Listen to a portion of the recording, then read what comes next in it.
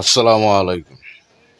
প্রিয় দেশবাসী, আপনারা একটু খেয়াল করে শুনবেন।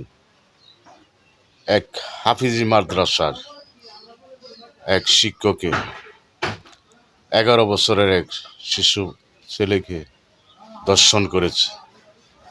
তাকে কি করা উচিত?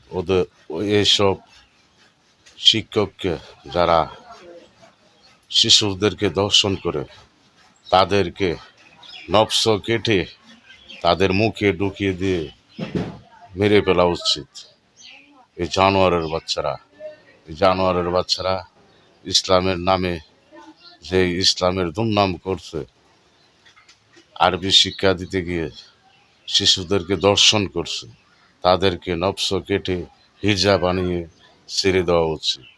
তাদেরকে যেন মদ গাঁজা খায় যারা, ওদের দিয়ে পাছা মারাবার উচিত। আপনারা আবার মন ধরবেন না, যেমন কুকুর তেমন মুকুর করা উচিত।